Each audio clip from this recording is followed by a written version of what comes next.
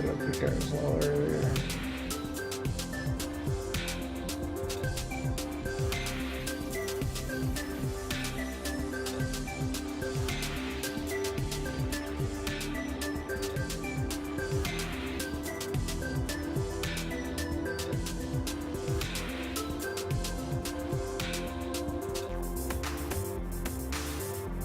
Oh, that is a lot of photos.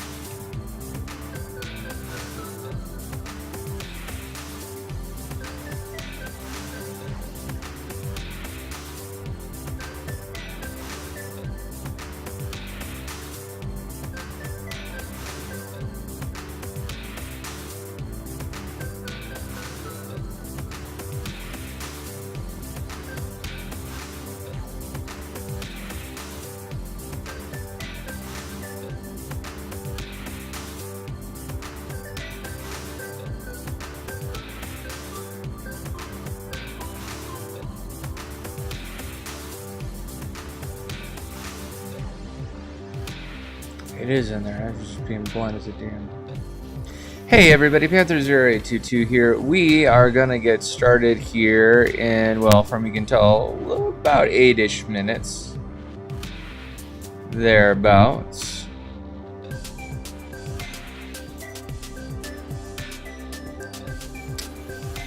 Although, I think I need to get rid of something. Yeah, I need to get rid of something.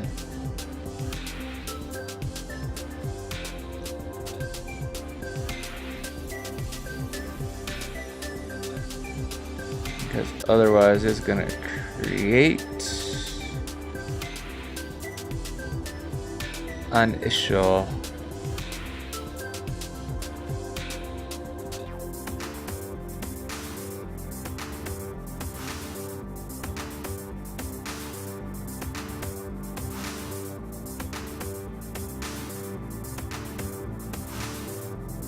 Yes.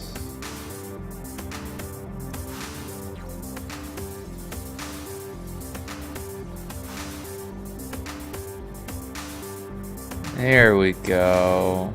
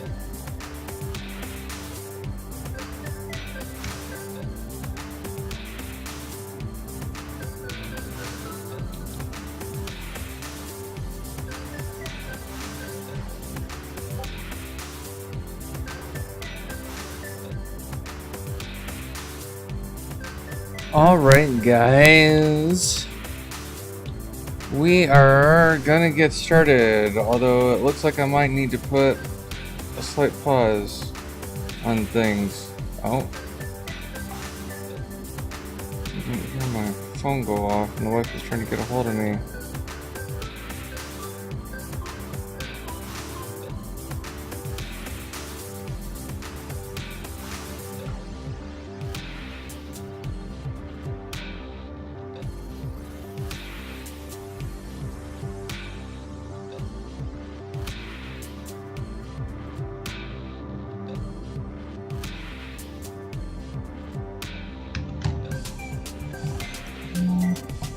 All right.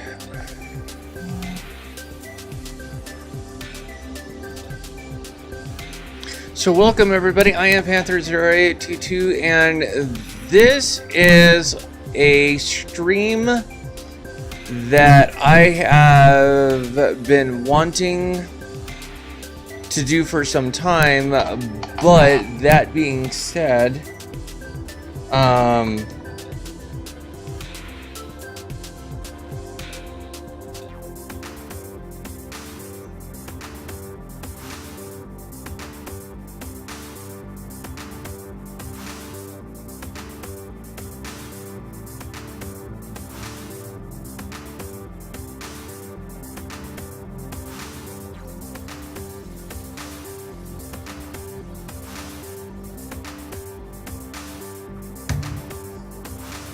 that being said, oh, I need to clear one other thing out here real fast because there's no reason for that to be there anymore.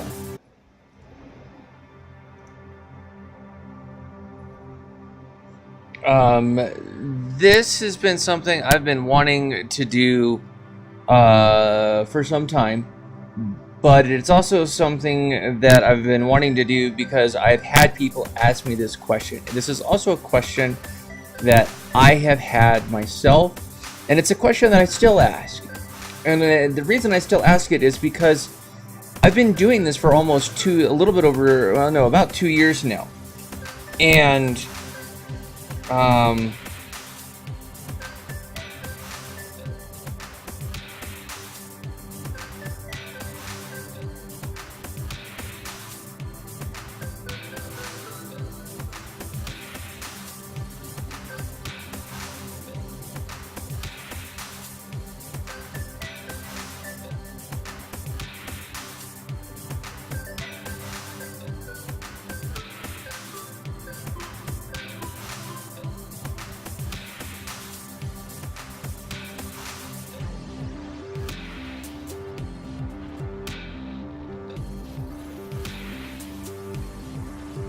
I had asked my wife about getting some additional music, so we had more than one song, but that's okay. We'll get more music from the wife and whatnot here a little bit. So anyways, I wanted to get this stream done for some time because it's a question that I've been asked on more than one occasion since I've been doing this since September of 2016.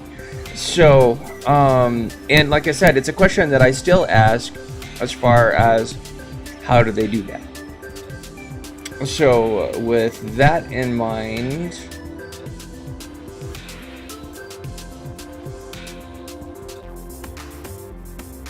sorry, I'm giving it a time. I'm telling the software to do just a full screen capture, and I want to make sure that, okay, we're good. So, so the question that I've been getting is building your brand, which is your channel. In marketing terms, your channel is your brand. So in marketing terms, that's what this is. So if somebody asks, if you do streaming and you do this for a living, or you're trying to do this for a living, and you've got somebody who's business savvy or potentially business savvy and saying, hey, what's your brand? What do you do? That's what they're asking. They are asking, what do you do on your channel? They're asking, what's your style? What are you doing? So this is going to talk, we're going to talk a little bit about as far as building your brand, building your channel, answering some questions. These are some of the questions that I've got are questions that that I've gotten directly. Some of these questions may also be questions that I haven't gotten, but I thought might be good questions. So I love PowerPoint. So how do I get started? This is a question that every person asks, and this is not just related into getting started into Let's Streams and YouTube. This is a good question. When you're getting started in anything, this is the first question you ask. How do I get started? How do I do this? What are the tools that I need? Things like that.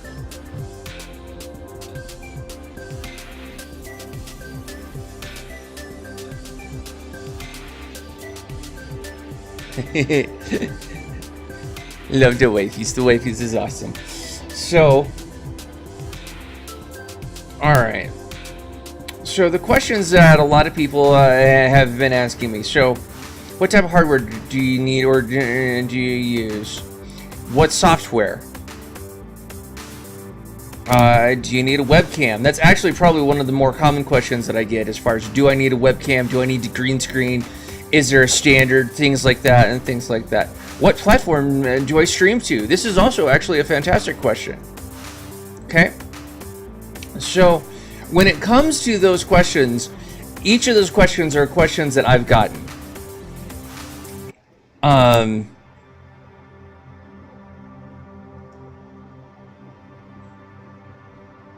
So, let's kind of tackle these.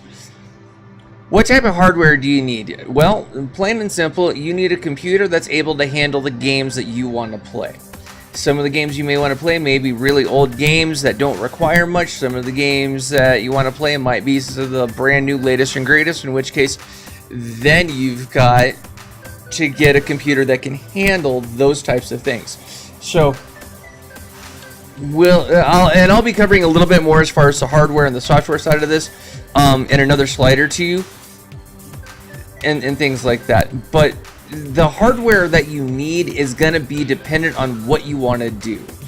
The more advanced gaming you want to do, the more high-end stuff you want to do, the higher-end machine you're going to need to get in order to actually do this. Okay? What software do I need? You're going to need some type of a streaming software of some sort.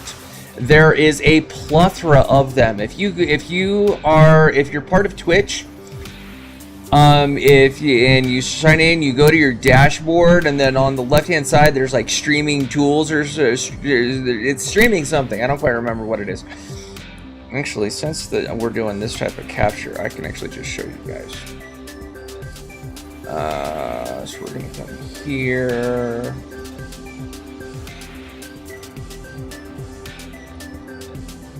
And then we're going to go to our dashboard.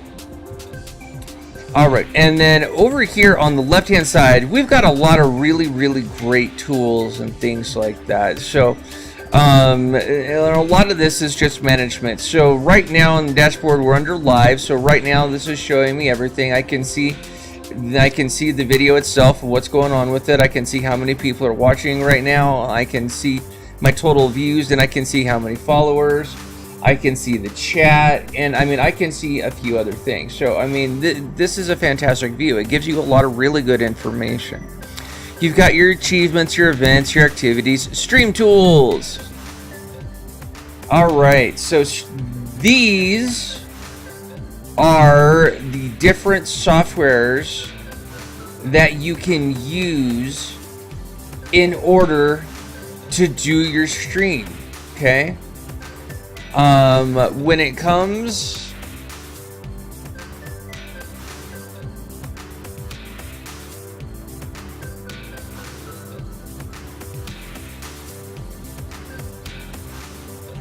I appreciate that. Thank you very much, buddy. Yeah, unfortunately, that might be my internet speed. Unfortunately, I'm doing this on Wi-Fi because I'm pretty positive my network card on my computer is shot. And I much prefer doing a hardwire connection, but there's two things I need to invest in, and I have to talk to Indigo about getting those, because I don't know if it'll screw the budget in order to do it. But thanks for the heads up. Anyway, so these are different softwares. I used XSplit for a very short amount of time. Unfortunately, a lot of these they give you a month, if it maybe, of free use, and then it stops, and then you've got to start paying for their services. Kind of problematic and really actually annoying, but it is what it is. Streamlabs OBS. I actually, depending on what I'm doing, I actually use Streamlabs over GameShow. I prefer GameShow. GameShow is actually my preferred streaming method, and GameShow is what I'm using to actually do this. So Streamlabs OBS is fantastic. I would actually recommend it. It's free. It's a good way to go. OBS by itself, good way to go. Okay. The other one that I use, and actually, here's what I'm gonna do. Well, no, this is a link specific into my stuff. So, and actually, I know. So we're gonna come back to the channel. All right.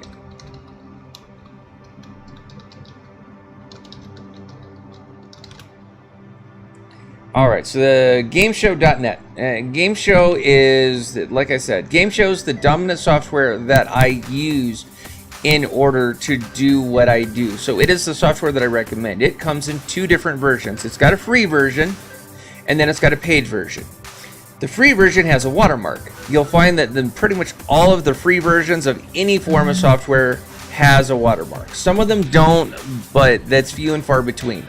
So just expect a watermark as far as that goes. What I hate about the watermark, and this is not just for GameShow because I've used also Wirecast, and Wirecast does the same thing. The watermark stays in the bottom left-hand corner, which in and of itself is fine. I have no issues with that. But what I don't like is that it goes to the center of the screen, expands dead center across the screen, and then it shrinks back down to that bottom left corner. I find it highly annoying. Highly annoying. It's distracting. It takes away from the experience, and it's very problematic. It's very annoying, and I don't like it. So I'm fine with them watermarking their free product. I'm fine with that. I just wish they wouldn't do the expansion thing. I wish they just leave the watermark in like the bottom left corner, bottom right corner, top left corner, top right corner. I mean, someplace where it's there, people will see it and things like that, but it doesn't expand and fuck up the experience. So when it comes to software, my recommendations are either OBS with Streamlabs, because Streamlabs is partnered with OBS, so you can go to, actually we'll open this up because I don't recommend,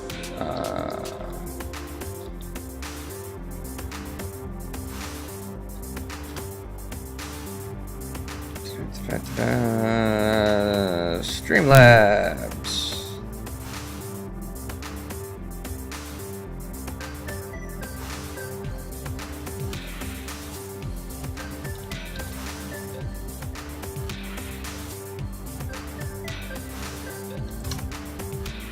Alright, so there's the link for you as far as Streamlabs goes. Streamlabs is free. It's a really solid software, really powerful software, has a lot of great tools, and it's a good software to use. So if you are like me or like most people when they're starting this and don't have a lot of money, free is good. We like free.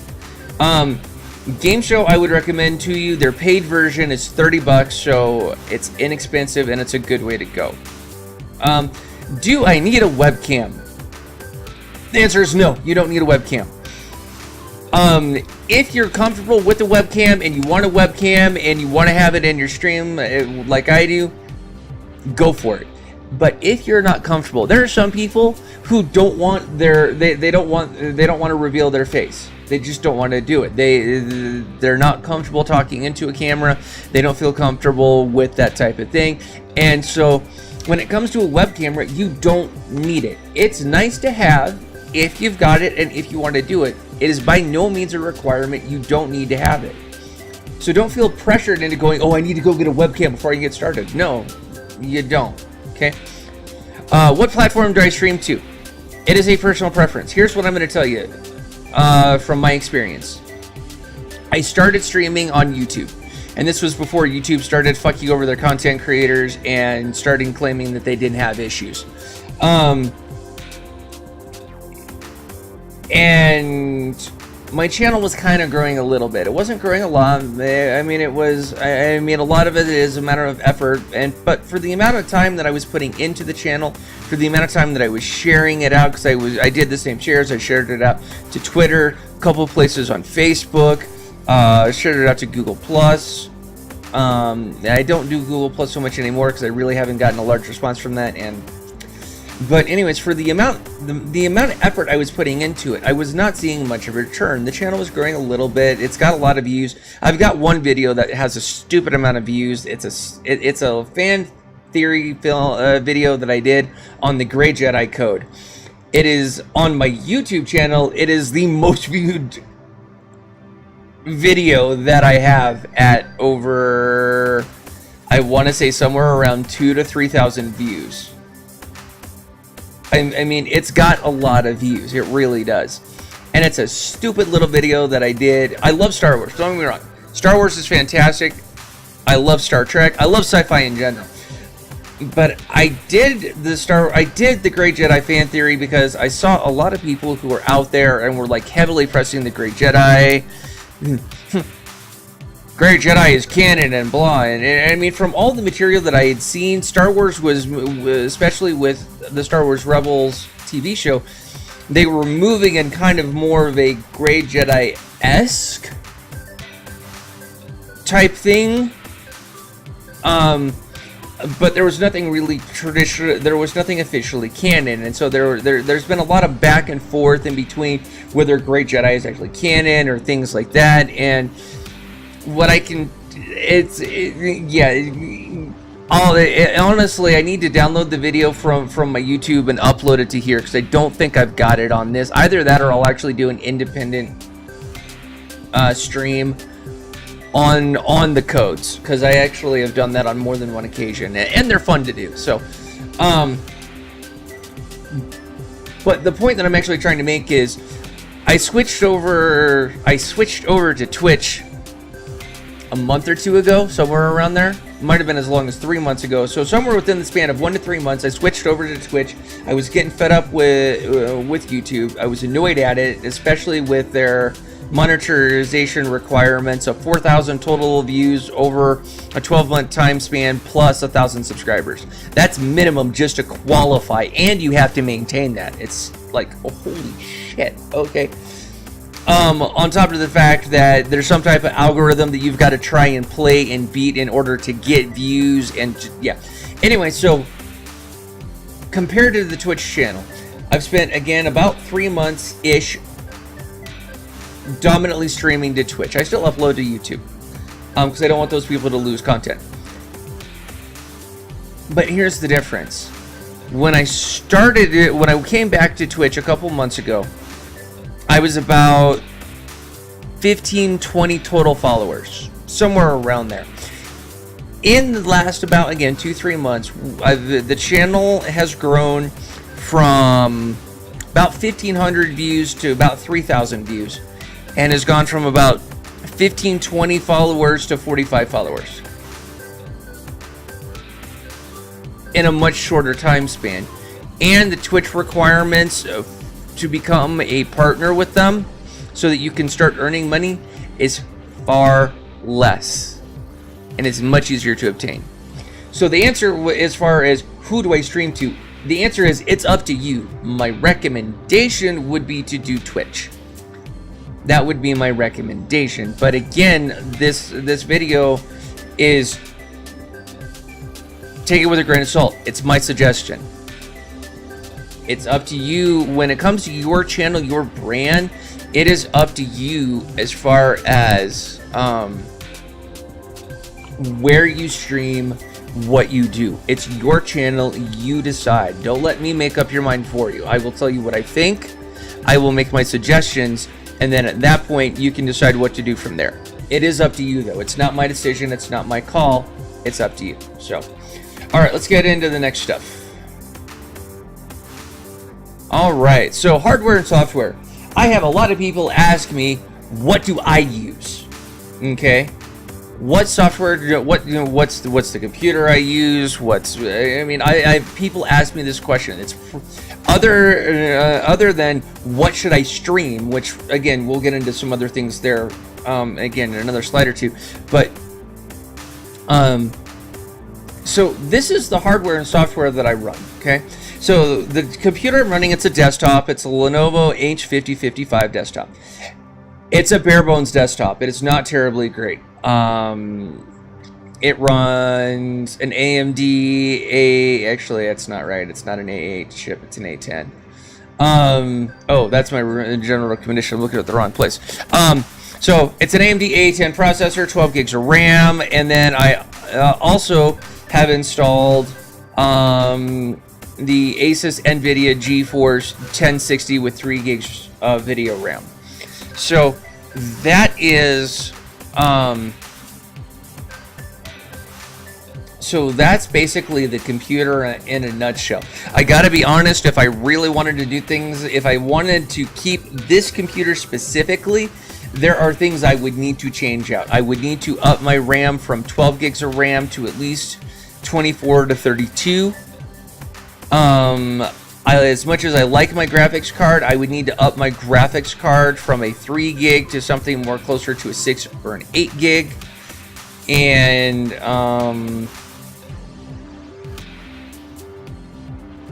I would also need to invest in a external USB to Cat 5 so that I can actually get hardware, because like I said, I'm pretty positive my Cat 5 port on my computer is shot, which blows, but it is what it is. The microphone, I actually have changed it out. It is the Turtle Beach Stream Mic. This microphone is specifically designed for what I'm doing. The other great thing about this microphone is if I wanted to, I could connect it to my PlayStation 4 or my Xbox, get it set up, and use it there if I wanted to. This is a fantastic microphone. It's about an $80 microphone though. So my recommendation is, if you want to get it and you're on a budget, wait for it to go on sale. I got really lucky. I looked at Best Buy and Best Buy was like $40. I was like, I'll take that. It was awesome. So yeah, the mouse that I have is the Razer Naga mouse. I got this mouse years ago when I was working at Walmart. It's normally an $80 mouse. Walmart was clearancing them out for $40, so I bought two, one for myself, one for the wife, and so I paid $80. I paid the price of one mouse and got two. It was an awesome deal. I loved it. It was fantastic. What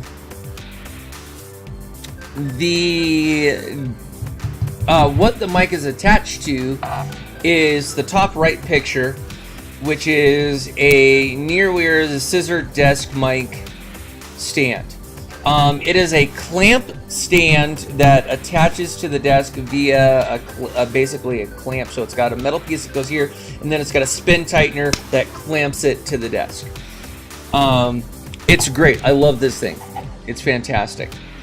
The mic, or the camera that I'm using, I need to upgrade. The one I'm using is good. It does the job, but I do need a better one. But the one that I'm using is, like, I want to say it's a $40 microphone.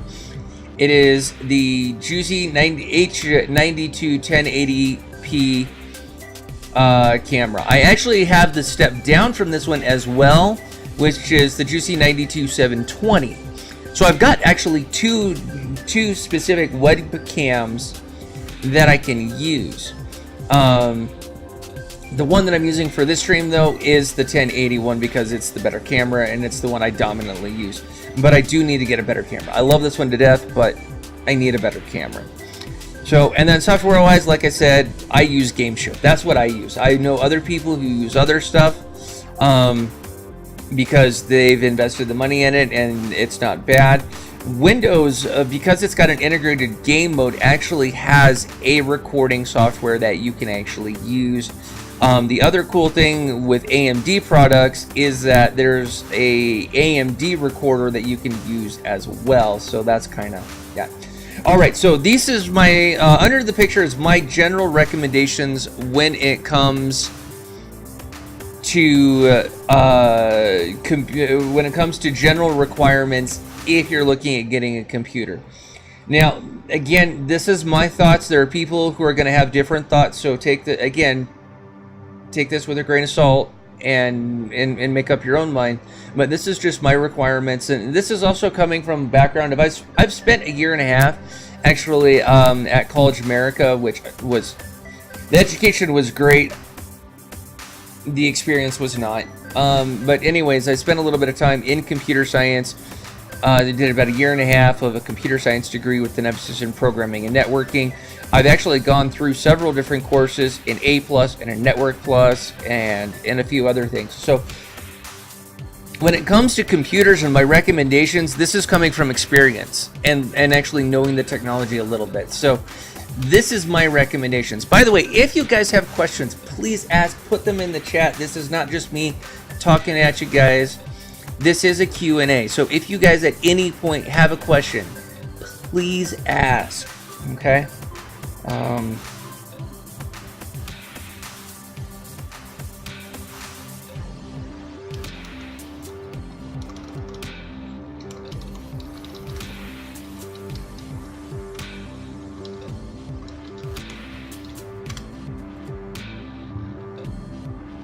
Okay, so again, general rule of thumb, this is completely up to you guys. These are the minimums that I would recommend. If you're going to go AMD, I recommend at least an A8 processor. The A8 is equivalent to an i5. The A10 processor is equivalent to either a very high-end i5 processor or a low-end i7 processor. So A8 or higher if you're going AMD, i5 or higher if you're going Intel. If you're going Celeron, I don't have any recommendations for Celeron processors because I just don't recommend them. I really don't. Celeron processors are basically Intel processors that failed a few checks and aren't certified enough to be Intel chips, so they sell them as Celerons. So I don't recommend a Celeron processor by any means. If you're gonna go processor, I recommend either the A8 or the Intel i5s or higher. Preferably higher if you've got the dough. System RAM minimums, I recommend at least 12. You could get away with 8. It's a little iffy at 8. You could get away with it. I just don't recommend it. I recommend a minimum of 12 gigs of RAM, if at all possible. And then the other thing that I recommend, if you can, get a dedicated graphics card. Even if it's just a small 2 gig dedicated graphics card, it's at least something because it helps take the graphics processing off of your main motherboard, off of your main processor. It helps offload that so that your processor doesn't have to work as hard. So the more expensive, the higher end the graphics card you get, the better performance you're gonna get. The more RAM you have in the computer, the better the experience you're gonna have. There's a reason why when it comes to gaming computers, you see them with an insane amount of RAM. You usually see that if you've got the money and can invest it, you typically see them with 32 to 64 gigs of RAM, and you typically see a decked gaming computer with usually somewhere around an 8 gig graphics card. This is not them trying to pack as much power as they can into the box entirely. That's part of it, but if you really want to do gaming and you've got the dough to do it, that's what you want to do. You want to get a high-end, something like an i7 processor or the AMD A10 processor.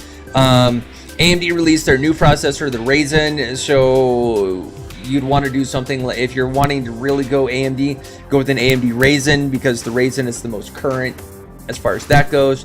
If you're going Intel, again, you want to go with something like an i7 if you're going high-end and got the money. And graphics card wise, drop the money into like an 8, 12 or 16 gig graphics card. By the time you start getting into an 8+ gig graphics card though, you're starting to get into the $500+ bracket for graphics cards. So just be aware that the higher end graphics card you go with, the more expensive it's going to become because of that. So, all right. Software. So we're going to get a little bit heavier into software. So you'll notice two different images. The first image on the left is Game Show. The image on the right is OBS, and then the third one is actually a thumbnail that I did because I actually did a very short comparison video in between Game Show and OBS. There's not much of a difference between the softwares. There's really not. So Game Show, again, that link is gameshow.net. It has a free version and a paid version. The paid version, again, is $30. The free version has a watermark. Again, that watermark's annoying as hell, but it is what it is. OBS is free, and you can either get OBS itself, or if you do Streamlabs, you can do Streamlabs partnered with OBS and go that way. OBS is cool because OBS actually allows you to stream to a much wider variety of platforms. So if you're wanting a software that will allow you to stream to YouTube, to Twitch, to Facebook, to any number of other things, OBS is actually the better software because it gives you a much wider list of places to stream to. Game Show is fantastic for streaming to YouTube or to Twitch. It doesn't stream to anything else. If you want to multi-stream, then you're going to need a completely different software, and the only one that I found that actually multi-streams is Wirecast. Wirecast is the only one that I have found that multicast, but if you want that software, it's like a $700 software. It's worth the investment if you want to be streaming to like YouTube and Twitch at the same time, or Twitch and Facebook at the same time. If you want to be doing multi-platform streaming, it's worth the investment. Otherwise, I'm not really sure it's worth it. My end goal is to actually get to where I can afford that software and then go from there.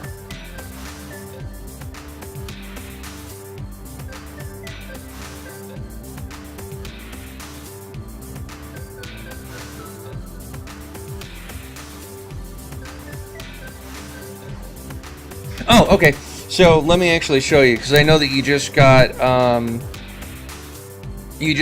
your nitro. I'm a little jealous. I actually want to get a nitro. The nitros are awesome.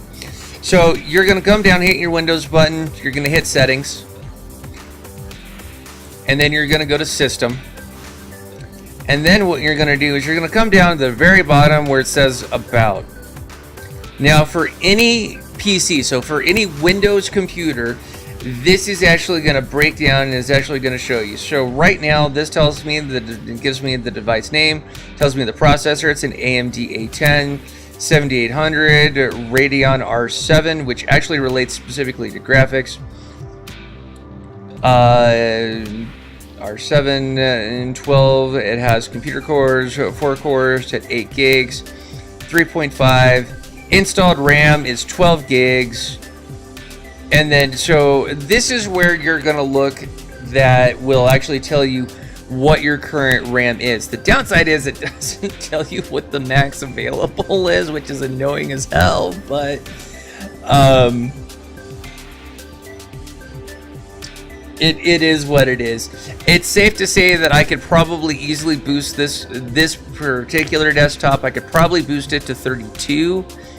Maybe 64. I'm not entirely positive, but I know I could easily get it to 32. I should be able to get it to 32 without too much of an issue.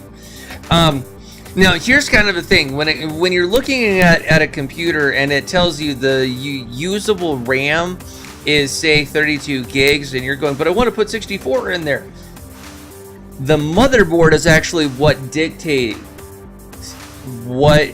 how much of that RAM you can use. Motherboard, it's actually built into the motherboard. I learned this years ago. I used to have an old Sony PCV 150. It was a fantastic desktop, and I could put 32 gigs of RAM in the computer if I really wanted to. The motherboard could only use 16 of it. So I could put a 32 gig stick in that computer, but the computer would only use 16 gigs out of that 32s, or potentially not even work altogether. So that's when it comes to RAM, and when you're looking at things and it tells you installed RAM and max RAM, what it's telling you is the motherboard can use up to that amount of RAM. If you try and put more RAM in than what the computer tells you, either one of two things is going to happen. The positive side is the computer will maximize the RAM available to it and will max out at what it can use. So if you put a 64 in and it says it can use 32, it'll just use half, so it'll use 32. The downside, the bad side is your computer freaks out, doesn't work all together. You have to pull it out, put the old one back in, or get other DIMMs. If you're using a laptop, use a DIMM. Or desktop. I mean, DIMMs are pretty much the same either direction with some minor differences. And then add in what you need to get up to the max RAM. So I hope that helps.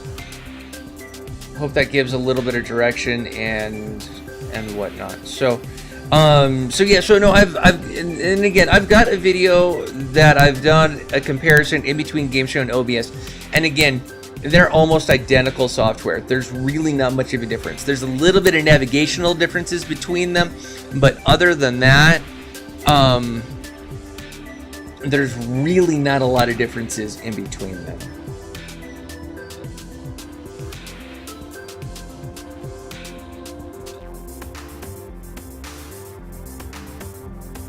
All right, so creating your channel and common questions. So the first question is, what type of games should I play? This particular question to a certain degree is kind of controversial. There's a lot of people who are going, I'm going to play PUBG and Fortnite, and basically you're playing whatever the latest and greatest game is. Here's the downside to that. You're one of hundreds to thousands to potentially millions of people streaming the same game. So what makes you different than the other person who's streaming the same content? So when it comes to your channel, when it comes to your brand, you need to have a very clear view of what you want to do with your channel. And it is absolutely okay to have no clue at first, muck around, play a variety of different games, throw darts in the dark, see what sticks and see what works. That is absolutely okay, because I gotta be really honest, that's what I did for a while. But I did have a focus for the channel. The channel's tagline, and specifically what I wanted to do for the channel is, it's time to go classic with our gameplay, or at least when the time calls for it. That is the tagline for the channel, and the main reason for it is because my focus for this channel is to play older games. Games that either A, Let's Players have not played in a very long time, or B, games that they've potentially never played at all.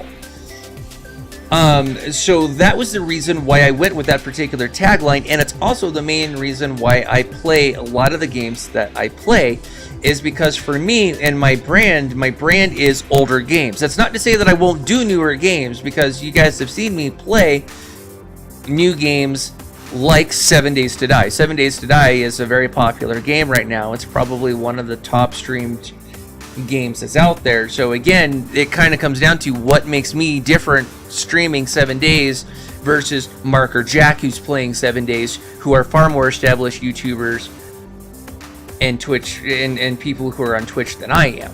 Okay, what makes me different than them? And a lot of it, and the main thing that a lot of people have told me as far as me goes, is I'm far more interactive with my particular audience, and it's something that I strive for. Is I strive to interact. I still have a lot of work to go as far as my timing and reading responses and things like that, because like again, the two questions that are in the chat right now, or the one question with the follow-up kind of clarification to it, is it unfortunately takes me a little too long to get to it, so whoever asks that question sometimes has actually stopped watching by the time I get to it. So that is one of the largest issues that I have myself, is I try and be very interactive. I try and respond to the chats and everything that's going on, but I'm not the fastest at responding to it, and my reading speed is absolute shit. So if you put in a really long question, it's going to take me a minute or two to get through it.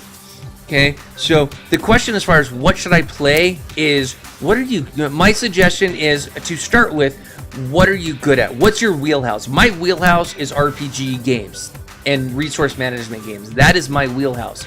Those are the games that I love playing, I'm good at, and I have a lot of fun playing them. Or I suck at them really badly, but I love playing them anyway, so I play them anyways, okay? So for you, if you're, say, a first-person shooter, I suck at first-person shooters. I really do. I get owned horrendously in first-person shooters. I love playing them on occasion, but they are not my wheelhouse by any means. I love Warframe. Warframe is a fantastic game. It is a first-person shooter, though, but it's got a very established storyline. There's a lot of stuff that you can do. You can do a lot of item crafting. There's a lot of goals and achievements and different things to work towards. And so, as a first-person shooter, for me, it's a great game because there's storyline and there's a lot of interaction. But other than that, it's a first-person shooter, and I get owned at the game. So I typically don't play the game very frequently because of that. So my suggestion is start with what you're good at. Start there, and then play with other games. If you suck at RPG games, but you enjoy playing them, record it or stream it anyways. It does not matter if you're good at it. Have fun. That's probably the most important thing that I can tell you when it comes to creating your channel and your brand. Have fun doing it. If you are not having fun streaming or recording or doing what you're doing, then why are you doing it? Okay? There's a lot of people who would probably go, especially my wife, goes, you play this particular game and you end up almost destroying your desk on an almost daily basis. Why do you play this game? I love playing the game. The game's great. I might get frustrated at a particular part, but unfortunately, some of my reaction is fueled by my MS, which really sucks because I go from happy and fine to pissed and zero flat. I mean, it's boom, switch. It doesn't mean I'm not enjoying playing the game. The game is still good. The game is still fun. But that switch triggers, and so unfortunately, after so many tries, I have to step back. I have to cool off. I have to let the adrenaline out of my system, and then I have to reapproach it. Okay? So have fun, choose games that you want to play, and start there. That would be my suggestion. Should I do a vlog? This is a question that I have gotten on occasion.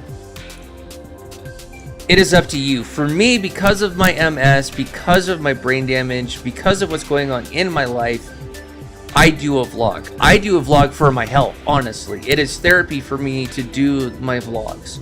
This is therapy for me. I love presenting. I love teaching, training, and developing people. This is fun to me. So I love doing it. And I've spent most of my life doing it. I've spent about 16 years teaching, training, and developing people, either in martial arts or in fencing or in other areas. When I've spent 15, started in the workforce in 2001. I left the workforce in 2016 under disability. And in that time, in between 2001 and 2016, there were large chunks of that where even though I was not a manager or a training supervisor or something like that, I spent a good deal of that time teaching, training, and developing people because my managers knew I could do it, and so it was easier for them to tell me, I need you to train this person on this. Or they would train me on something so I could train somebody else. So when it comes to vlogs, it's up to you. If you want to do a vlog, do a vlog. It doesn't have to have a theme. It doesn't have to have a particular subject by any means. If you want to do one, do one. Don't let people tell you, oh, you shouldn't be doing a vlog. You shouldn't be airing out your stuff on social media. Screw them. I mean, just to be really honest and blunt, screw them. Do your vlog. There's a lot of people who go, you have MS, you shouldn't be sharing out your story and blah. And no, I want to be sharing my story. I want to be doing these vlogs so that somebody else who has MS or somebody else who has a life-altering disease can watch me and go, holy shit, he's got a life-altering disease and he's trying to pursue something and he's trying to be productive. Or, man, I can relate to him because I'm struggling through some of the same things. That's why I do the vlogs. I do the vlogs as an outreach. I do them as a therapeutic thing for myself and also as an outreach. So, when it comes to a vlog, if you want to do it, do it. If you don't want to do it, don't do it. So,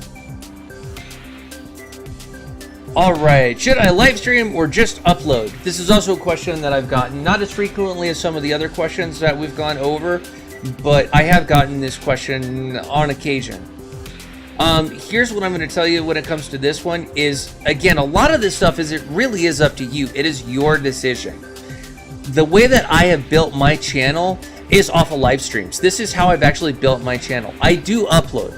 There are times where my wife has a show, and so I'm not able to actually get in a stream because we've got to do stuff during the day to get ready and things like that, and so I don't have time to do a live stream, and so I need to record. I need to do a prep video the following day and get it scheduled and uploaded.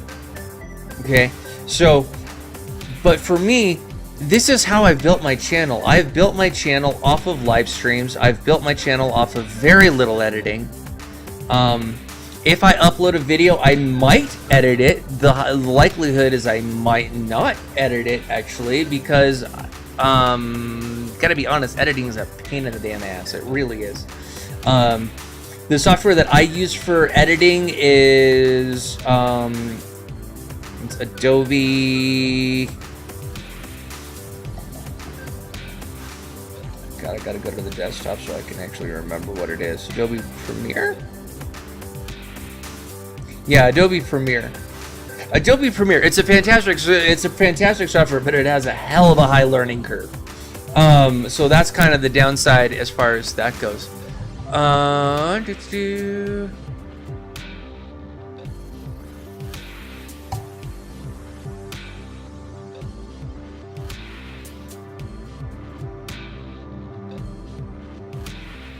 Absolutely. Yes. That's a fantastic question. So that kind of that comes back to branding. If you're wanting to do this and you're wanting to do Bethesda makes a lot of games that are really, really good. They've got a few that are not so much, but for the most part, Bethesda has some fantastic games, and they're long games, which is awesome, especially when you're trying to build a series and things like that. So when it comes to it, you can intentionally do things where you're the Bethesda dude. If somebody wants to see a Bethesda gameplay, you're the dude they go to. Absolutely. That's actually a great thing to do, because that way you're building your brand. You're building it so that people know, hey, I want to watch somebody play a Bethesda game. So if somebody's doing a tag search, or they're doing a search and they're looking for Fallout 76, okay, and they want to watch somebody play it, and they've got a list of a whole bunch of people, but they happen to come across your channel, and your tagline is something to the effect of the Bethesda Master or something like that, and they start watching your channel and stuff because you focus specifically on Bethesda games. Now you can start building a reputation. Now you've got a foundation. So that's a good place to start. A good place to start is something like that. So focusing 100% on Bethesda games or Bethesda affiliate games is a good place to start. So absolutely, definitely. So for me, again, when it comes to streaming versus uploading, I stream. That's what I do. That's how I've built the channel since day one. Very little editing. All raw. What you see is what you get. That is how the channel has been built from day one. And it's that way intentionally because I want people to see a person who has MS, who has brain damage, who's dealing with a lifelong permanent issue. I want them to see that, and I want them to see how it manifests. So when I get angry at a game, a lot of times yes, I get angry. I'm not going to deny that I get angry, but that anger is usually triggered like 0 to 60 due to something related as far as the MS goes, because the MS has screwed up a lot of the healing that my brain did when I had the brain damage. So the MS has kind of screwed over and undone a good portion of that healing, which really blows for me. Because the coping mechanisms and things that I had in the past that worked don't work anymore, and unfortunately in the process of trying to develop new stuff, it hasn't worked. So it's really sucked as far as that goes. So how long should I stream for or record? This is a matter of trial and error when it comes to this. And a lot of times I don't like my wife's songs. I don't do anything short, typically. All of Indigo's songs are fantastic, but they are typically usually average in the 4.5 plus, actually more around the 5.5 minute plus range. They are fantastic songs. They are awesome songs. They are beautiful songs, and I think the world should hear them. But again, I'm the husband, and I'm a bit biased as far as that goes. But the point is, my wife, when she writes her music, doesn't do anything small. When it comes to me and my streams, I don't do anything small. On average, when I do a stream, it's usually an 1.5 to 2 hour streams. So, like this stream right now is at an hour already, about 2 minutes over an hour, and we're still not done yet because we've still got like 2 or 3 more slides to go through, not including the content that's on them. So, yeah. Anyway, so yeah, when it comes to streaming and recording, it is really up to you. Find what you're comfortable with. If you're not, if you do some streams and you're not comfortable with the live stream, but you're more comfortable with the recording and then editing and then uploading, then do that. If you're more comfortable with the streaming and then going through and then editing and then doing a edited version of the stream, then do that. It really comes down to what are you most comfortable with, is what it comes down to. The other part, as far as the length goes, is find your sweet spot. Jack Septic was actually talking about this as far as his. He did something, and the wife and I were watching him, and he said there was a time where he was experimenting and he found things, and he found that the sweet spot for him as far as his videos go, I want to say, was somewhere in between 15 to 30 minutes, somewhere in between there. I could be off on the number, but the concept for him was that he found the sweet spot for his video length.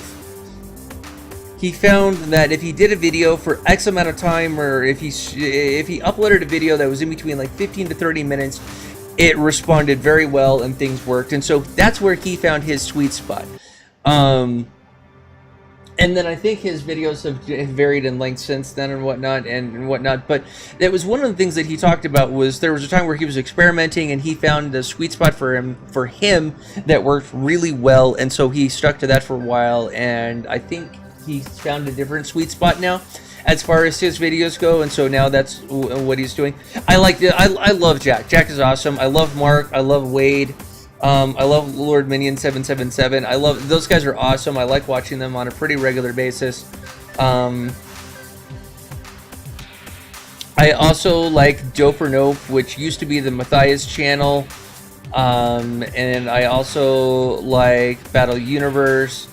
And there's a few others. I mean, all of them are really good, and they have found their sweet spot. And so you can see that they found it because their videos are a set length. There's a format and a flow to their videos, and you can tell that they found it. So it's really a personal preference. So find your sweet spot. Find what works for you.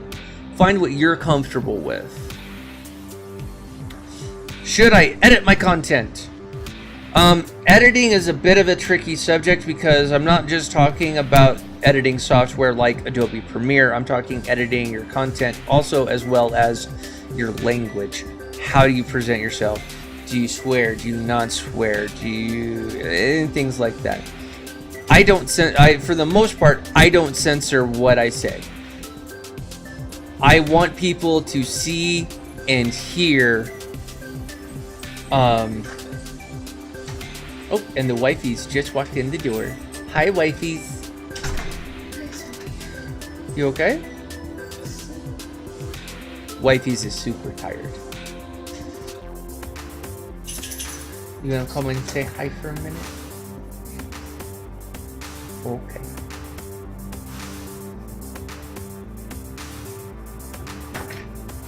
How'd it go? Yay!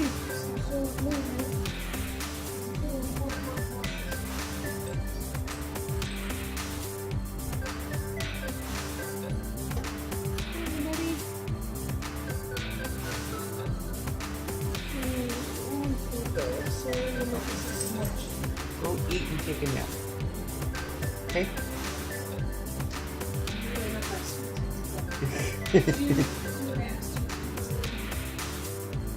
Oh, I got you soda. Yes, it's in the refrigerator. Thank you. You're welcome.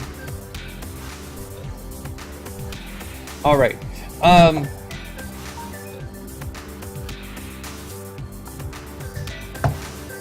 So, itchy nose. So when it comes to editing your content, again, this is very much a preference.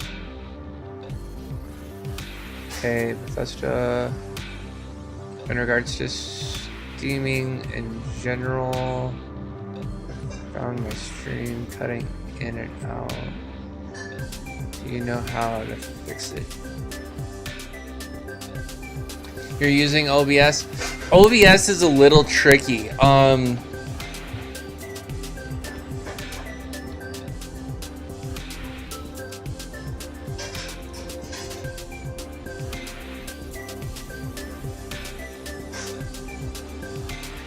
So when it comes to OBS, one of the things that you can do is under Tools. Yeah, it's under Tools. So if you go to Tools, the very first option is an auto config wizard, and if you hit this auto config wizard, it gives you two options. You can optimize for streaming and then recording a second, or you can optimize just for recording. So we're gonna say we're gonna use the top one is what we're gonna do, and then so we hit next, and then it gives us some things as far as use current blank, and then it says frames per FPS is frames per second, and then either 60 frames or 30, but 60 is preferred. You can also hit this drop down, and then you can tell it to do 30 frames or 60 frames. I personally leave it at the 60 or 30. I leave it at that one because I prefer 60 frames if I can get it. Otherwise, I'll stay at 30, okay? I hit next. The next thing is it shows me which streaming service I want to stream to. So right now we're on Twitch. So we're going to do that, and then it's got two checkboxes underneath, which is the prefer hardware encoding and then establish bitrate. And so we're like, okay, that's cool. We hit next again. It does this. This is normal. This is what it's supposed to do. So if you see this, don't freak out. The first time I saw it, I was like, wow, what was going on? It's like, oh wait, it's doing its thing. Okay. So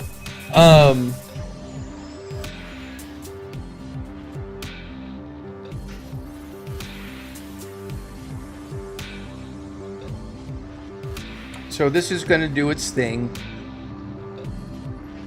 There is another way to do it. This is, if I use OBS, I use this option. I also don't use a webcam when I use OBS because the response and whatnot when I use OBS with the webcam it's slow in response. There's a bit of delay, a little bit of blur, so I typically don't use a webcam when I use OBS for that exact reason.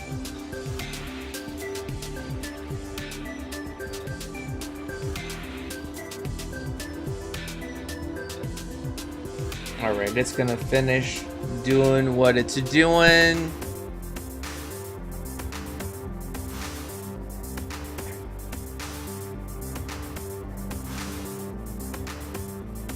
Okay, and it failed to complete because of that. And I'm streaming right now, so I'm not surprised. So what we're gonna do is we're gonna go back and we'll say optimize for a recording. Again, same thing. And now, because I just said optimize for a recording, it was a lot faster. It doesn't have to it didn't have to calculate certain things. So it's doing frames at 30. I'd prefer 60, but it's gonna do it at 30. That's fine. Base canvas value is 1920 by 1080. It's gonna output scale down to 1280 by 720, which is fine. So I go, all right, that's fine. Apply settings, and then boom. That's pretty much it. The other way that you can do things, and this is honestly, this is a lot of trial and error if you do it this way. So if you've got the patience for this, you can do it this way. All right, so top one is general. This gives you your different stuff. So one of the things I like to do when I'm using OBS is I'd like to tell it to automatically record when I start streaming. I like doing it this way because all I have to do is hit start stream. It automatically starts streaming and it starts the recording, which is good for me because I like the recording, because if I ever want to actually edit the video, I can. The other thing is I can, because it is recorded, I now upload it to YouTube. So that's this particular one. This is streaming, so this is where you choose where your streaming service. So like I said, OBS has a lot more options. So YouTube, Smashcast, Mixer, 2 different mixers, Daily Motion, Facebook Live, Restream, Live EDU, and then Twitter. So it's got different options that you can stream to. So really good as far as that goes. All right, output. So the video, you either can do the simple one where you've got a little bit of control over different things, or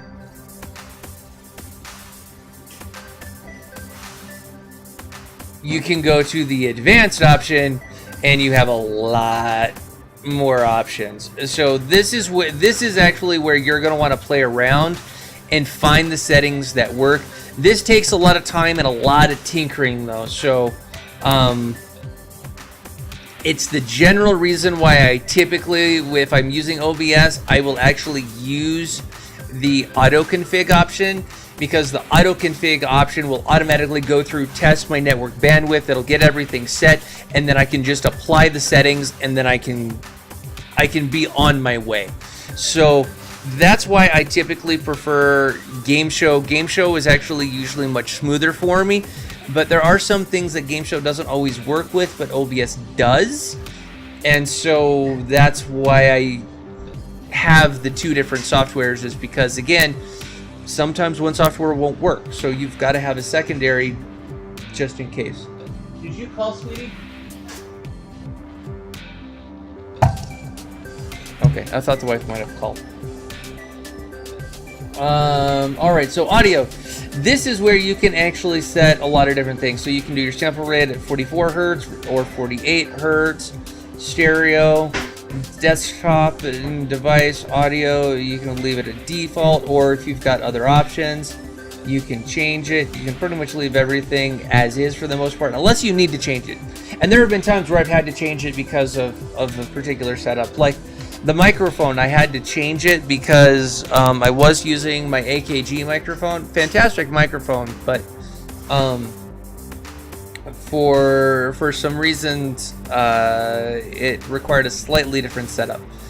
So So this is where you can choose your video. This is where they're getting the base canvas value, and then this is your downscale filter, and you've got some different options that are in here, so you can play with this, and then common frames. You can set things to hotkeys, and then the advanced settings, you can do a lot of stuff. And again, you've either got the normal, below normal, idle, above normal, or high, and it basically just changes different things, and yeah, so that's basically it. The other thing that you can do is you can bind to a specific IP, which also actually helps a lot, especially when a lot of times IP addresses usually rotate every couple days because of the DHCP, and the IP lease typically is only for a couple days. Typically, you can change that if you've got the knowledge, but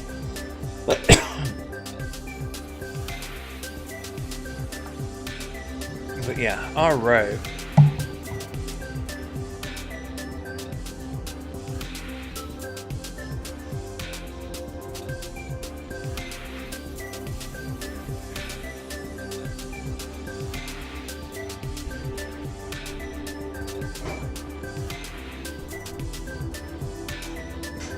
Okay. Cool, I appreciate that. Ejo, you rock, man. Appreciate it. Thank you very much. Alright. Again, this is, like I've got in the chat and whatnot, this is also a Q&A, guys. So, if you guys have questions, please keep them coming. I'm very, very, very appreciative of that. Alright, so we've got another question.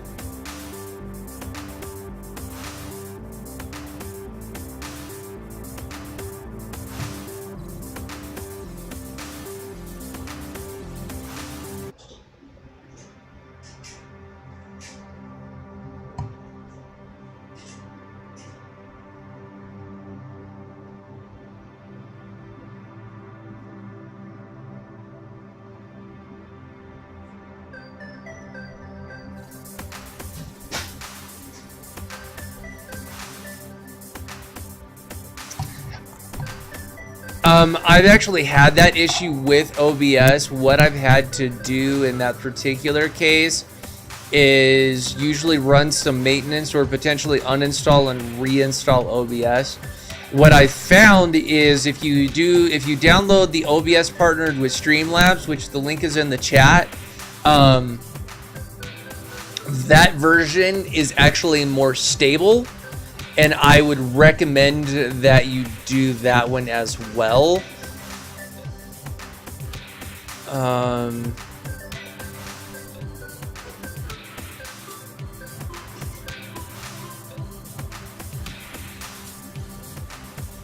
The other thing I would recommend is, if you don't have a Discord, is get Discord set up. And then find Streamlabs on Discord, because they actually were talking about a known issue. As far as something goes, I don't know if it was that issue, but there was an issue that they were talking about. And they actually told you how to get the issue fixed. I don't remember what it is, it's been too long. But I know it's on their Discord channel. So I would recommend,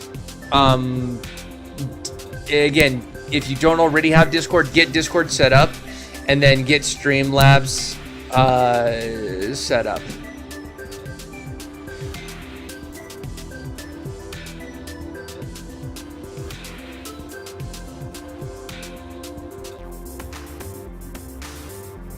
Yeah, I've had that issue. It's actually one of the issues why I've stepped away from straight OBS. Is for that exact reason. Is I'll be streaming, and then after so long it'll stop.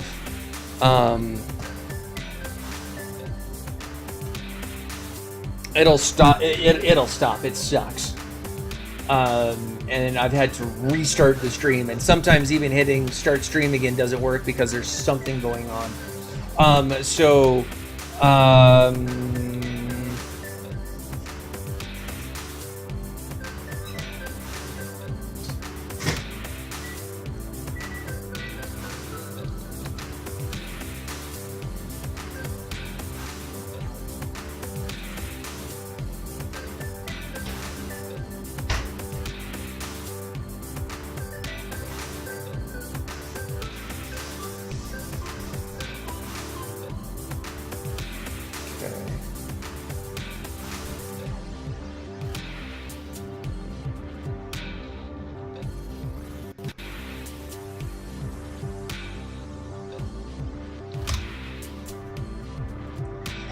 The other thing is I use CCleaner, and I also use... I've actually got a paid version of this, but the free version of this is fantastic.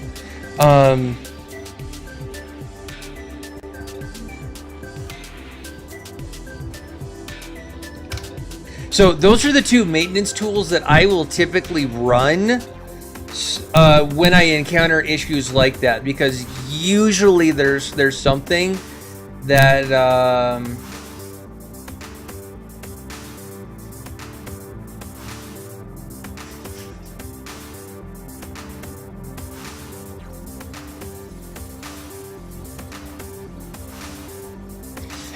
yeah, Idro, I apologize for that. I actually have the delay set for that for 6 seconds. I have it set that way so that if there's a lot of people in the chat, it actually gives me some time to actually read the chats, because again, my reading speed is shit. So yeah, that one, yeah. All right, so edit content. I think we've pretty well covered the edit the content. Again, it really, to a certain degree, it is your call. If you want to edit your content, whether that be verbally or through software, things like that, again, it's your choice. Find what works for you. For me, I will edit things down. Specifically, actually, when I edit, what I actually am doing, what I do is I edit it down because I'm trying to tell a story with that particular episode. And one of the things that I want to do is I'm probably actually going to go back through the Knights of the Old Republic games, both the first and the second one. And what I'm going to do is I'm going to edit out the gameplay parts that are not needed so that it can flow as a storyline. I've been wanting to do that for a while, so I'm probably going to do that here soon. And then I also want to do the same thing with all of the Dragon Age games. So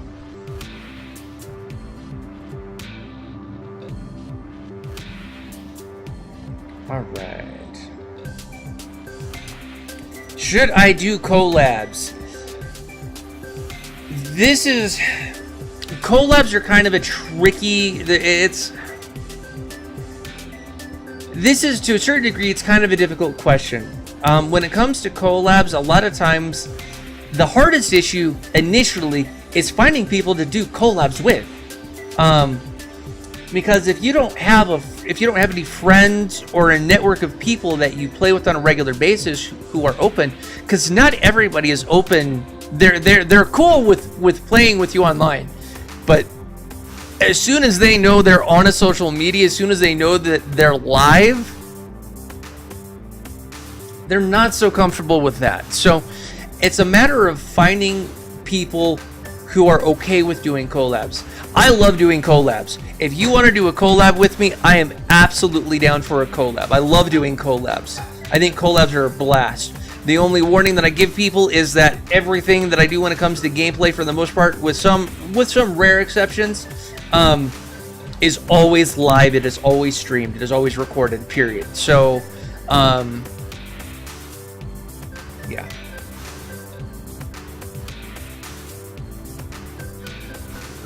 Yes, I have the chat open on my phone. So if you need to send me a message through the private message, you can send me one there. We should be friends on Twitch, so you could also send me a message there, but it's up to you as far as where you want to send it. But yeah, I've got my phone in front of me, so I can definitely check that. So collabs are great. Collabs are fun. They're a blast. I love doing them. But if you are not comfortable doing them, don't do them. The biggest thing when it comes to creating your brand and your channel is don't do things that make you uncomfortable. There's a lot of people who would say in order to grow, you have to get comfortable being uncomfortable, and that is a true statement. But that being said, if there is something you are not comfortable with because it's something you just don't want to do, don't do it. When it comes to, this is your channel, this is your brand, build it the way that you want. If you do not want your channel to have collabs and that is not what you want to do, don't do it. Don't focus on that. Don't approach that arena by any means. Focus on what you want to do. If you want to be the Bethesda man, be the Bethesda man. If you want to be the collab person, be the collab person. If you want to be the person who plays the top 10 newest games on the market, then be that person. Build your channel how you want to build it. Don't let other people pressure you into playing games that you don't want to play, that aren't in your wheelhouse, or anything of that sort. This is your channel. As Siri decides it wants to go respond. I didn't say anything, Siri.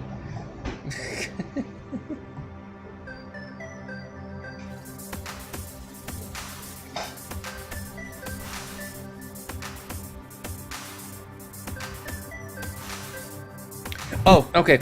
So when it comes to the Twitch is available as an app on your phone. So if you want to download the app on your phone, you can do that. And then also, for me, I have to go to my followers and whatnot.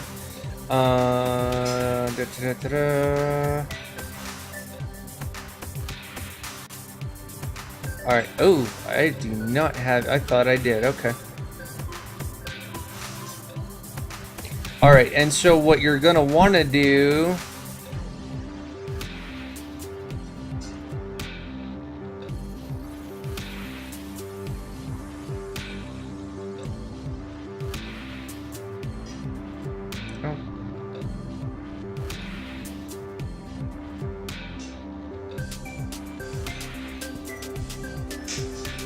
If it'll behave for me, is whisper. That's what you're going to want to do. You're going to want to hit whisper, and then you can go from there. That one's awesome. Too much veggies, also. Yeah. I'll have to take some of those. I was about to ask if we had any chicken to go with this, but...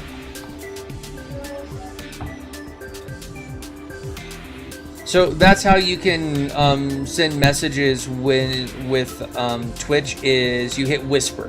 That's how you do it.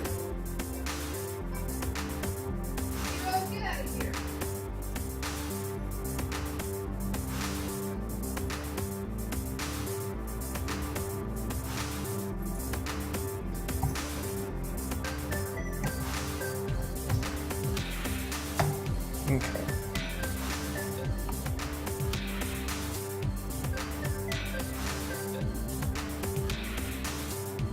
Alright, so this next slide is going to take a little bit of time to explain and go through. So it's a good slide. We're going to have some fun with this. So we need to get some chicken so that we can make this and add some chicken into it.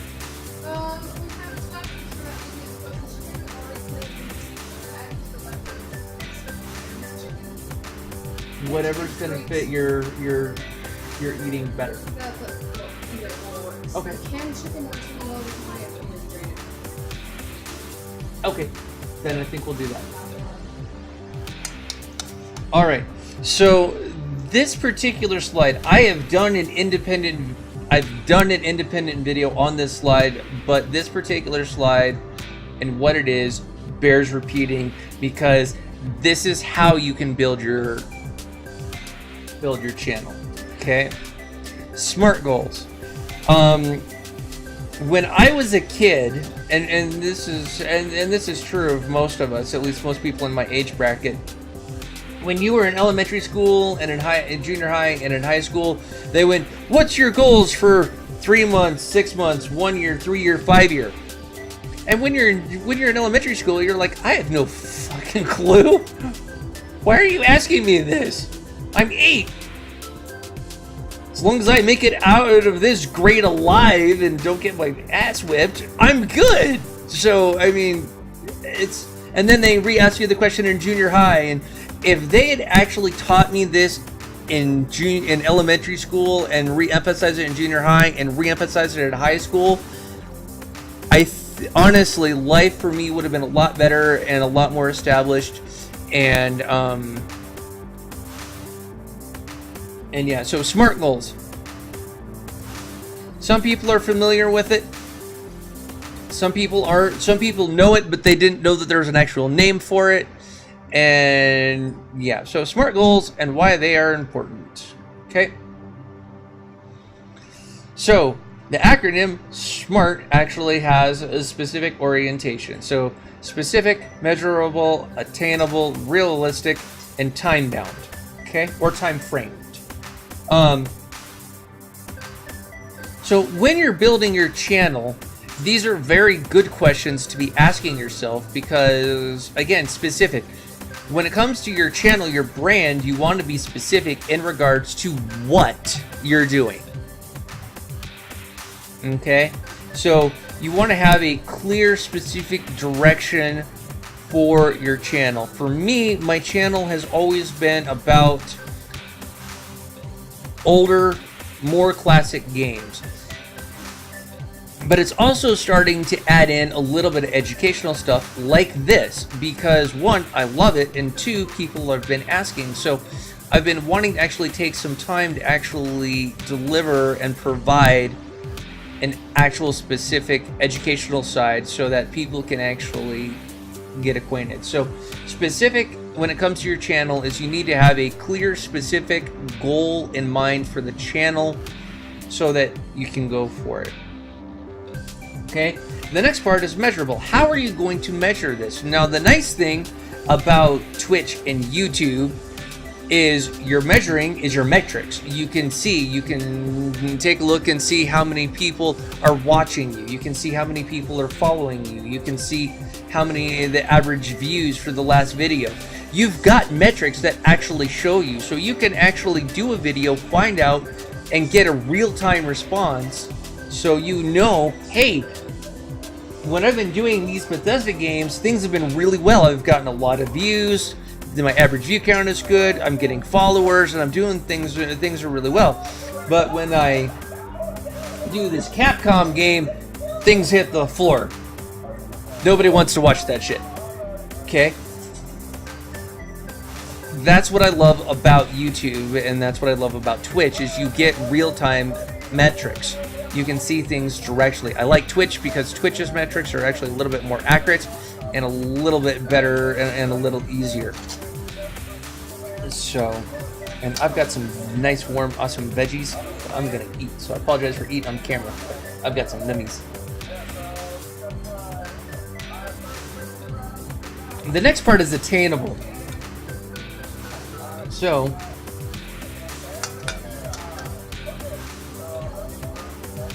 I'm a martial artist, so I love martial arts specifically. So I'm going to use a martial arts reference, and then I'll correlate it into this.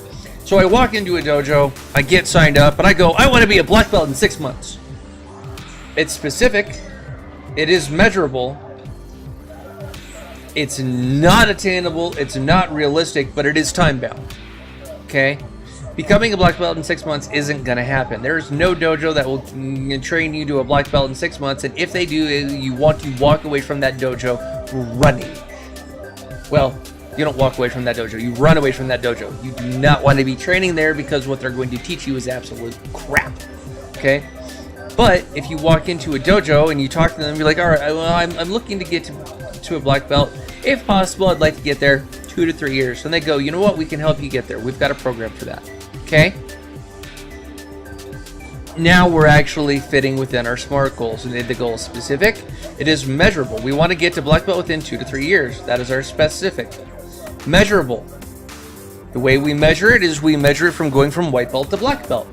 Pretty easy as far as measurable. Attainable. It is absolutely attainable. They've told us that they have a program that'll help us get there, so it is realistic and it has a time frame. Okay? So that's an example. So when it comes to my Twitch channel, I'm currently at 45. I want to get to a point where the channel where I'm being sponsored is a Twitch affiliate. That's what it is. I want to become a Twitch affiliate by the end of the year. That's the goal. The goal is by December 31st, I have hit Twitch affiliate status. Okay? So the specific goal, I want to become a Twitch affiliate. How is that measured? Number one, let's actually show you guys how that's measured.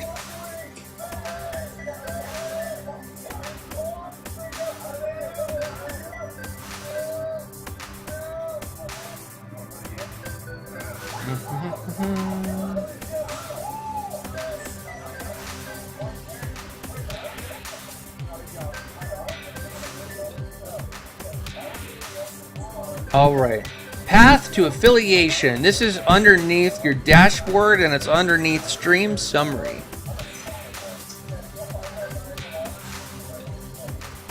Okay. So this is showing you what you need in order to become a Twitch affiliate. Okay. So in order to become a Twitch affiliate, I need to have 50 followers. I'm 45 right now, so I'm 5 away from that goal. Okay. I need to stream for 8 hours in a month. I've horrendously overachieved that because I stream for at least 2 to 3 hours, at least 1 game per day. On average, 2 to 3 games actually, for an average of about 3 to 5 hours in a day. Okay. I need to stream for 7 different days. I've streamed for 30 because I streamed every day of the month. So I've hit that goal. I also need to have an average view count of 3 viewers per video, and I'm at 2.23 right now. Okay? So the goal is to become affiliated with Twitch.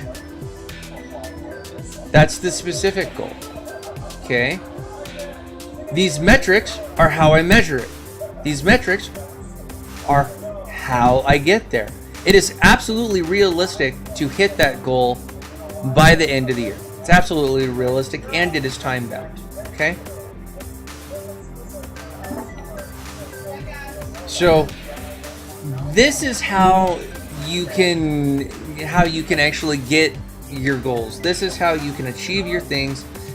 The SMART goals are awesome, and again, I wish I had known about them and they were taught in elementary school, because if they were taught and retaught through all 3 years, or all 3 through elementary, junior high, and high school, if they had been taught through all of this and hammered and pushed, I'd be in a much better place. And so would the majority of people, because the majority of the reason why most people fail at life, well, I should say fail at life, but fail at what they're trying to do, is because they are not doing this. After learning this, I was able to look at the past and go, so that's why that failed in a miserable way. So this is very, very helpful. So SMART goals are awesome. So I'm going to take a minute. I'm going to eat a little bit, and I'm also going to get, this will also give you guys time to throw questions in the chat for me. Because again, this is also a Q&A. If you guys have questions, and some of you guys have been asking me questions, and I love the questions, so keep them coming. I'm going to munch a little bit, and you guys throw some questions at me, and then we'll answer those questions before we go to the next slide.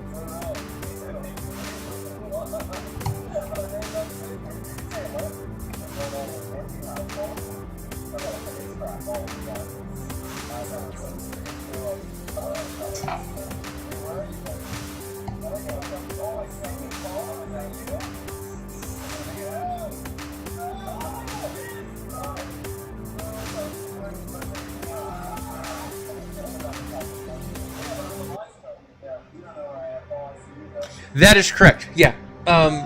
When you become a Twitch affiliate, you can start making income. I don't know how the income levels and all of that work as far as Twitch goes. So once I become an affiliate, I'll have to look into that a little bit more and go from there. But yes, that's exactly how that works.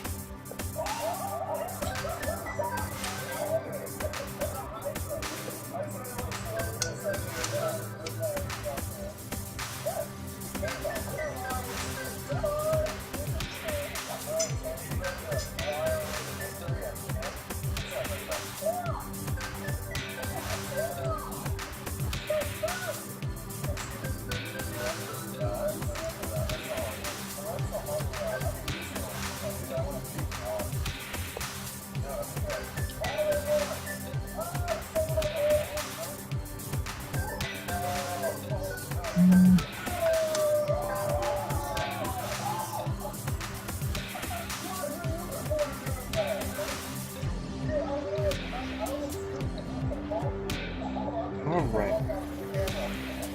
I'm pretty positive the next slide is the last slide. Yep, it is.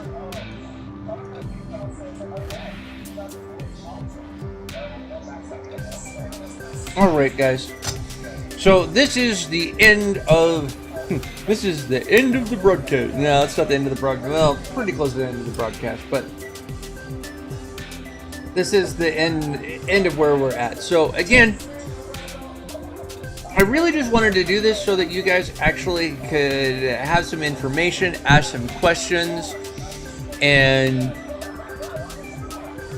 just kind of learn some stuff, and hopefully share this out with some friends or family members or other people who are looking to get started and want to do this. I gotta be honest, streaming to Twitch and doing this has been a blast, and it's a lot of fun. I really enjoy it. So,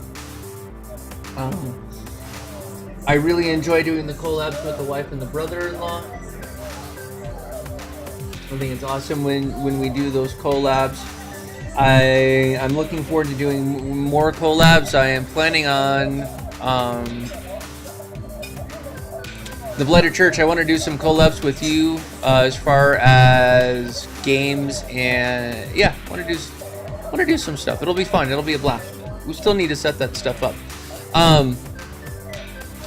But before I officially close this out, guys, do you guys have any other questions? By the way, right-hand side, these are all the places that you can find me. So I'm on Twitch, I'm on Twitter, I'm on Facebook, and I'm on YouTube. So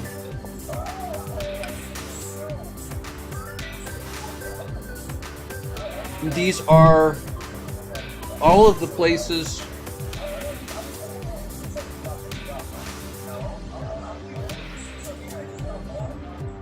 that you can reach out to me at.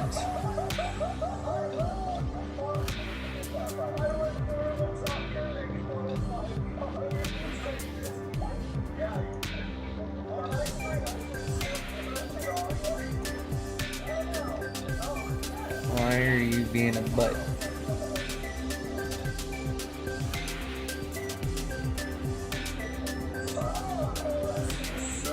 You seriously closed it? Seriously closed out on me. Alright. That's fine.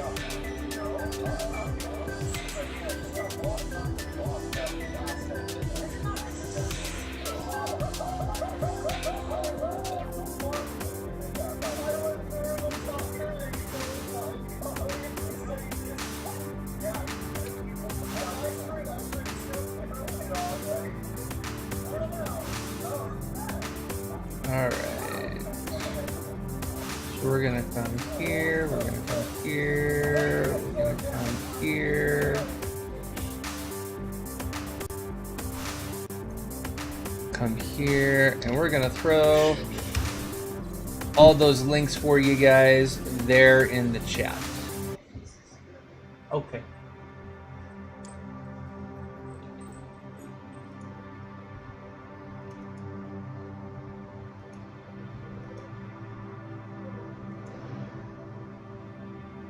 All right, guys. Before we tune out, Do you guys have any other questions for me that I could answer or anything like that?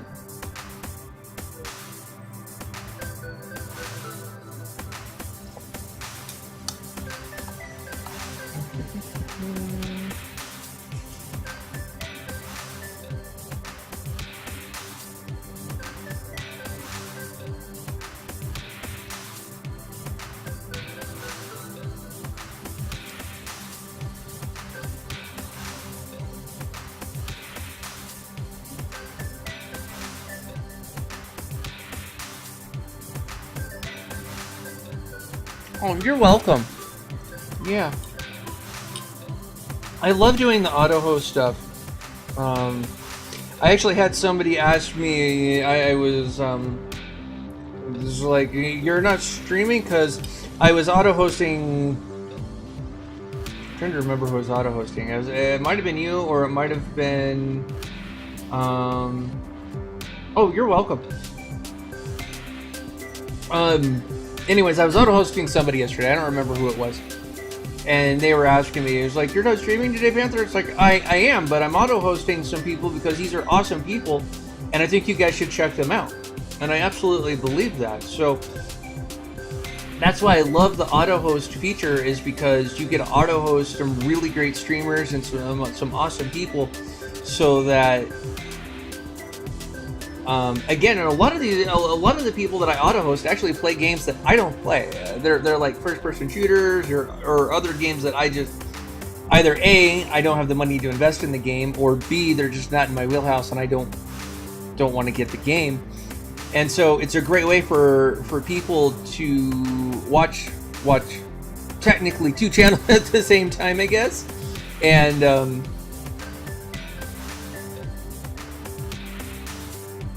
and there's the MS kicking in, screwing up my thought process.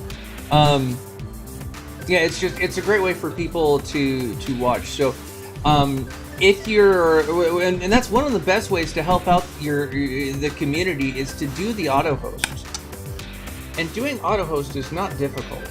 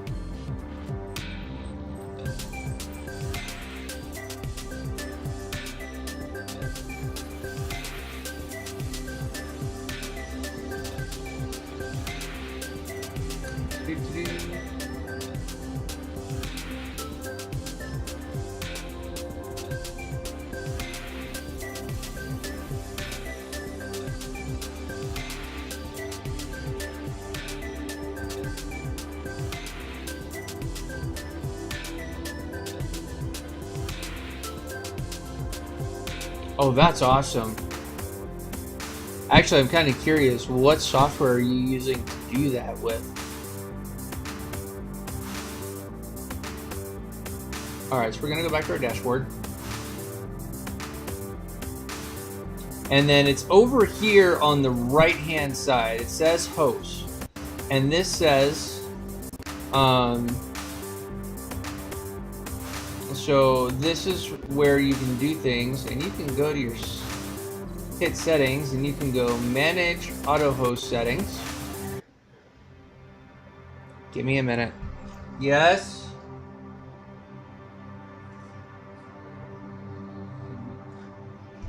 Give me a minute, guys.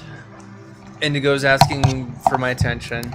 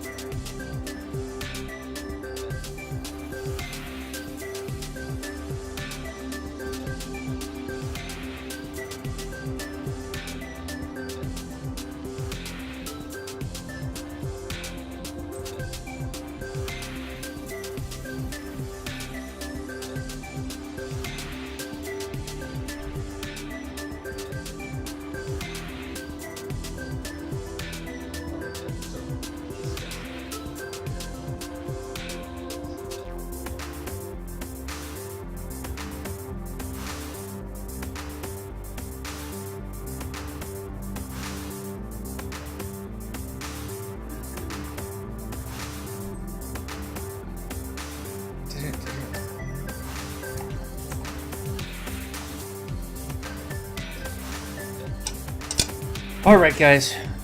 Sorry about that. All right, looks like we've got. All right, thanks for the help. I responded to that. Okay. I just wanted to make sure if there was a question and I took the time to actually answer it. All right, so we're gonna come down here and host list. Host list right here. Okay. We hit this, and then these are all of the people that I am hosting. And then if I want to add somebody, I click up here, I type in who it is. Okay, so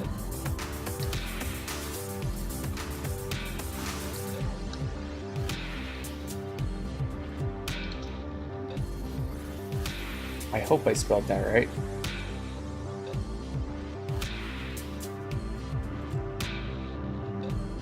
Did I spell that right? Is that right?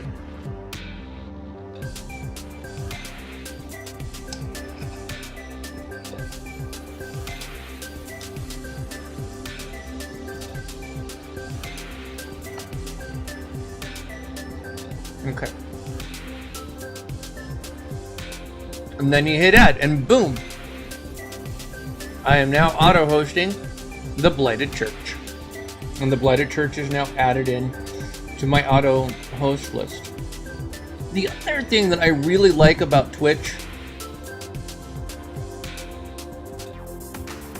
is you've got all of these achievements and cool stuff that you can do. So, like Mr. Roboto, add 5 channels to your auto-host list.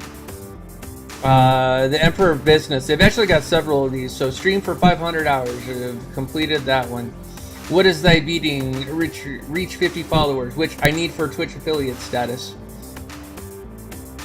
Who watches the watcher? Reach 3 average viewers in 30 days. Again, required for affiliate status. Talk to me. Get 50 people talking in the chat. I mean, this is why I like Twitch. Twitch gives you goals and it gives you stuff that you can work towards and things like that. So this really fits in with the specific with the SMART goals. This gives you stuff to work towards. It gives you goals and achievements, and then once you've completed them, it tells you the date it got completed, and it comes down here. The other really cool thing is right up here is recently completed. It shows you your recently completed stuff. So it's really, really awesome and really, really cool. And again, this is why I like Twitch. Alright, I need to take a look at this. I didn't hear the dings. Well, it's probably because I've got the music going.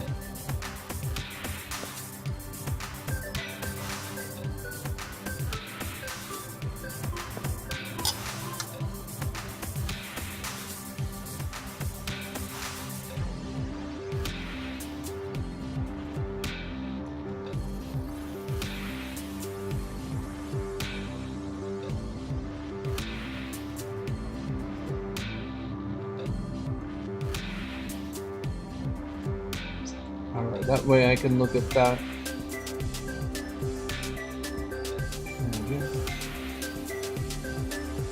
Okay.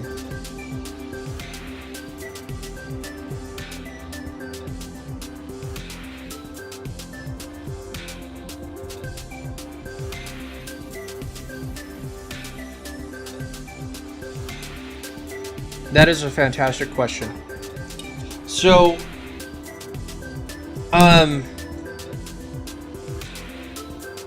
having a set schedule as far as your streaming goes helps tremendously, because your viewers can get used to you streaming and or uploading at a set time or set times, depending on whether you do multiple stuff in a day and things like that. So a schedule helps a lot as far as like regularity and things like that. That being said, it's not necessary, because if you've got a very up and down schedule where you can't, it's like you're working 5 days a week and you're also trying to get set up and you're trying to do this,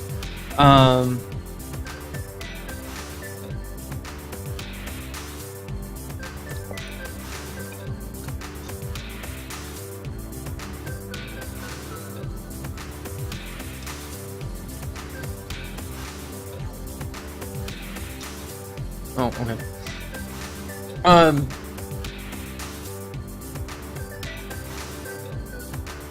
So a schedule helps by a lot. It really does. But if you've got a lot of stuff going on, if you've got a job and family and things like that, to where you can't sit down at a set time every day, don't try and do that.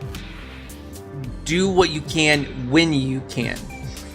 There's a lot of people who will, when it comes to a schedule or trying to do things like that, they'll tell you, yes, absolutely set up a schedule because it'll help you do things and things like that. So when it comes to setting up a schedule and things like that, it really is up to you as far as that goes. It can help, but it is not necessary. Those are cool emojis. I like those emojis. Alright. Gotta take a look at something here real quick.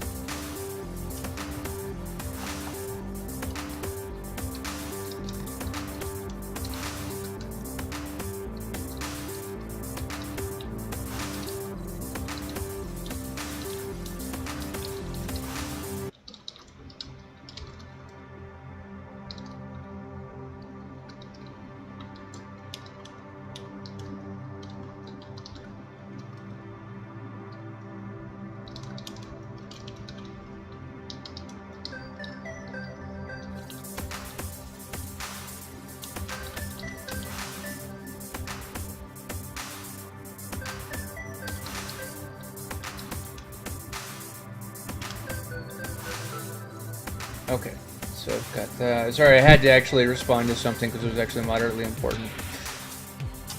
So, all right, great question, guys. Anything else you guys got for me? Anything else you guys would like to know?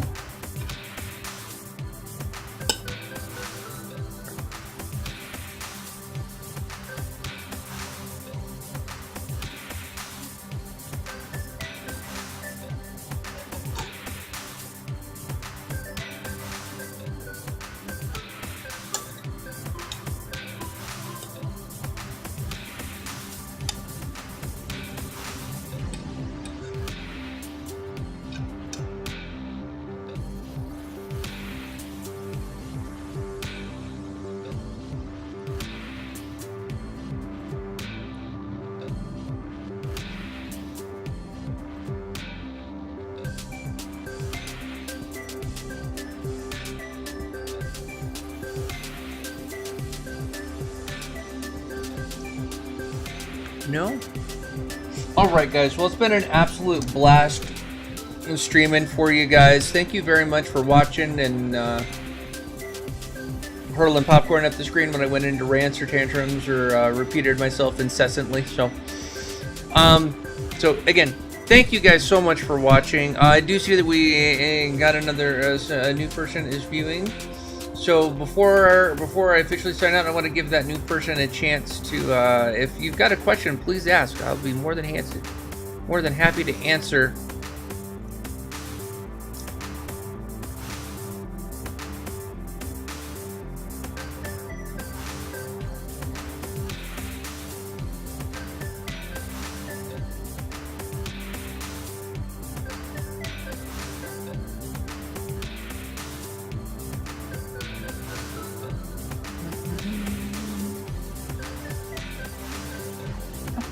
Alright guys, well thank you very much. This is where we're gonna call it.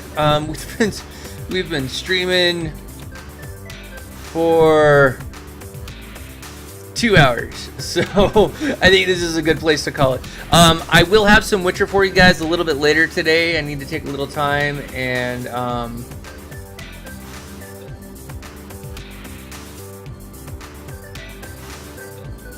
I will say I need to take a little bit of time and rest and whatnot. This took a bit out of me. Downside to the MS is it does take a bit out of me to do, especially things like this. So thank you guys so much for watching. If you guys are new, don't forget to hit that follow button up top along with the heart icon.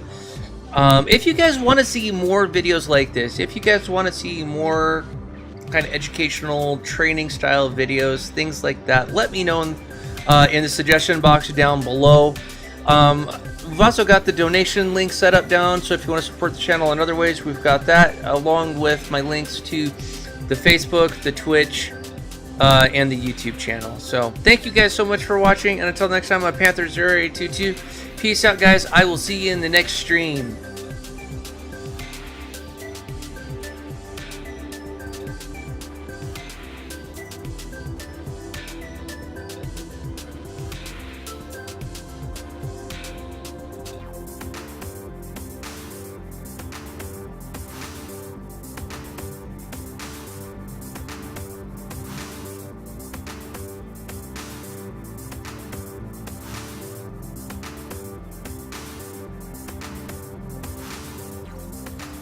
Mm-hmm.